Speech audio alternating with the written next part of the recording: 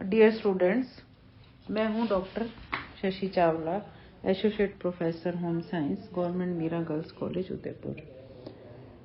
सबसे पहले मैं आपका स्वागत करती हूं इस ग्रुप में। जैसा कि कोविड-19 के कारण आप लोग महाविद्यालय में नहीं आ रहे हैं, लेकिन अब आपका एडमिशन हो चुका है, प्रवेश हो चुका है और व्हाट्सएप ग्रुप भी आपके बना दिए गए हैं। और आपके व्हाट्सएप ग्रुप में डाला था कि आपको आप सेक्शन ए में हैं, आपके जो इसमें स्टूडेंट्स हैं, और 2 मैडम्स आपको पढ़ाएंगी। पेपर फर्स्ट जो है डॉक्टर सरिता कुमावत मैडम पढ़ाएंगी और पेपर सेकंड मैं पढ़ाऊंगी, यानी कि डॉक्टर शशि चावला। तो आपके व्हाट्सएप ग्रुप पे मैंने सिलेबस भी डाला था इंग्लिश में, और वो मैं हिंदी में भी डालूंगी और उस सिलेबस को भी हम थोड़ा सा डिस्कस करेंगे। तो जो आपका सिलेबस है ये पेपर सेकंड है बच्चों, और आपको बिल्कुल घबराने की आवश्यकता नहीं है। हम नोट्स भी इसमें साथ साथ डालते रहेंगे, और अगर किसी को इंग्लिश के नोट्स चाहिए तो वो भी आपको मिलेंगे, और जो भी हेल्प आपको चाहिए वो हर तरह की मिलेगी। तो थोड़ा सा जो है मैं इस कोर्स के बारे में इंट्रोडक्शन आज आपको देने जा रही हूँ। इसके बाद मैं पूरा सिलेबस हिंदी में भी डाल दूंगी और आपको सिलेबस भी डिस्कस करा देंगे, क्योंकि अभी समय काफ़ी निकल गया है, आपकी क्लासेस अब स्टार्ट हो रही हैं। तो आज मैं थोड़ा सा आपको सिलेबस इसके बारे में बताती हूँ, सब्जेक्ट के बारे में, फिर हम सिलेबस की चर्चा भी करेंगे। तो ये जो आपका पेपर है सेकंड, इसका नाम है family resource management and interior designing, यानी कि पारिवारिक संसाधन व्यवस्था एवं आंतरिक सज्जा। तो फैमिली रिसोर्स मैनेजमेंट क्या है, पारिवारिक संसाधन व्यवस्था?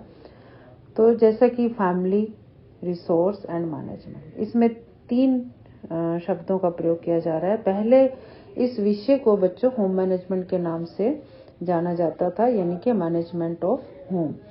तो इसको थोड़ा सा क्लियर करने के लिए, जैसा कि मैनेजमेंट ऑफ होम, तो घर की व्यवस्था हम कैसे करेंगे? घर में तो सदस्य रहते हैं और मकान जो है 4 दीवारी से बनता है।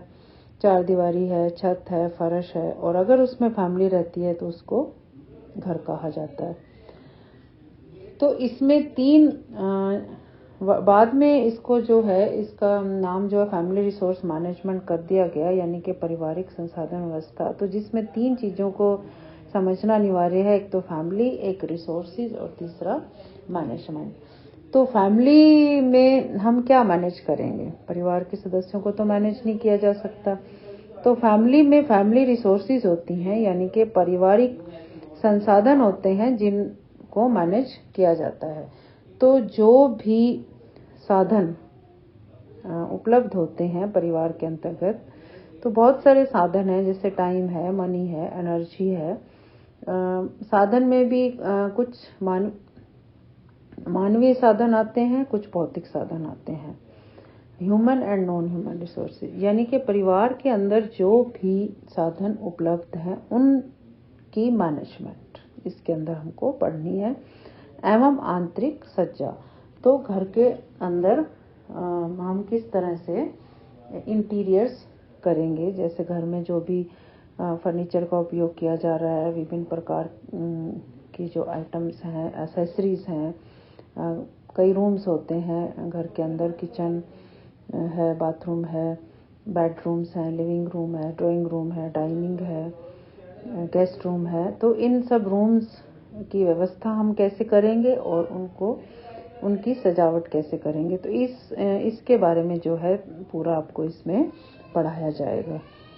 तो जो आपका सबसे पहले आपको ये बताना है कि फैमिली रिसोर्स मैनेजमेंट, पारिवारिक संसाधन व्यवस्था क्या होता है। तो इसके अंदर यही आएगा कि जो भी साधन हमारे पास उपलब्ध होते हैं उनको इस तरह से मैनेज करना कि कम से कम साधनों का उपयोग करके अधिक से अधिक हम अपने लक्ष्यों की पूर्ति को पा सकें। जो भी लक्ष्य हैं उनको हम प्राप्त कर सकें, तो उसको जो है हम पारिवारिक संसाधन व्यवस्था कहते हैं। यानी कि घर सजाने के लिए या घर में आवश्यकताओं को पूरा करने के लिए ऐसा नहीं होता है कि आप स्पेशली जाकर के सामग्री खरीद रहे हैं, आइटम्स खरीद रहे हैं, इक्विपमेंट्स खरीद रहे हैं। जो भी आपके पास है उसी में आपको मैनेज करना है। तो वो यानी कि फैमिली के अंदर जो भी रिसोर्सेज उपलब्ध है उनको इस तरह से मैनेज करना है कि आप अपने लक्ष्यों की पूर्ति, अधिक से अधिक लक्ष्यों की पूर्ति कर सकें और उसमें सफलता प्राप्त कर सकें। तो उसको हम पारिवारिक संसाधन व्यवस्था कहते हैं। तो इसकी कुछ डेफिनेशंस हैं, वो भी मैं आपको बता देती हूँ।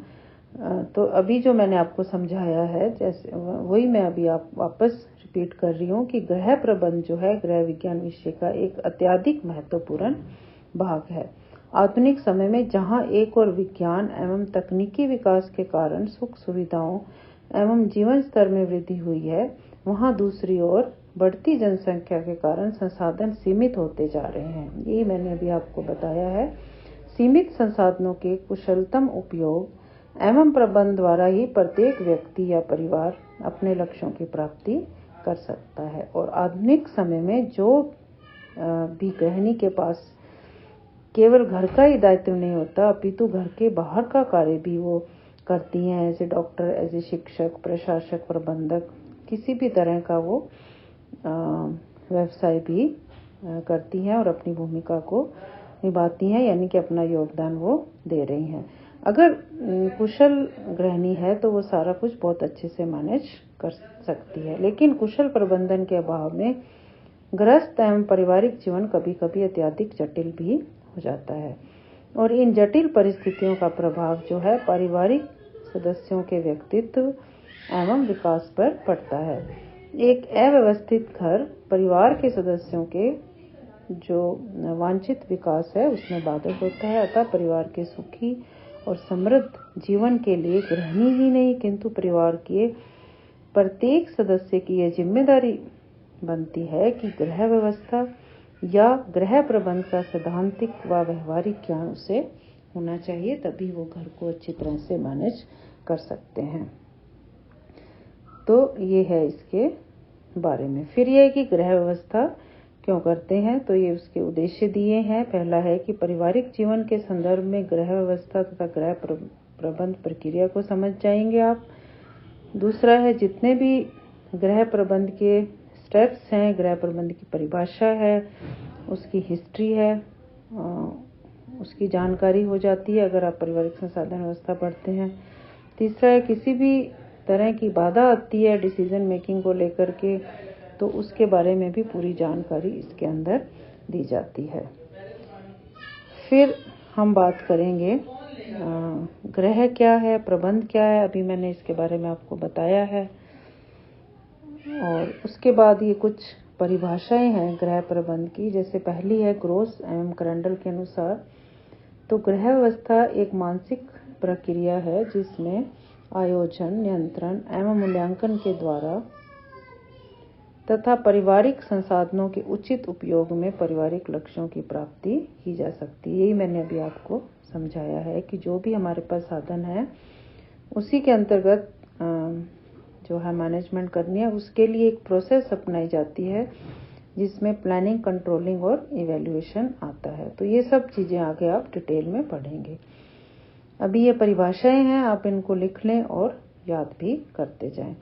निकल एम डोर्सी की परिभाषा है, गृह व्यवस्था परिवार के लक्ष्यों को प्राप्त करने के उद्देश्य से परिवार में जो भी साधन उपलब्ध हैं उनके प्रयोग हेतु किया गया आयोजन, नियंत्रण एवं मूल्यांकन है।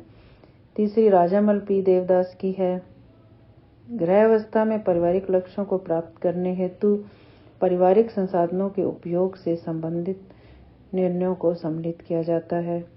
फिर एक और परिभाषा है, गृह व्यवस्था संस्कृति की वह जड़ होती है,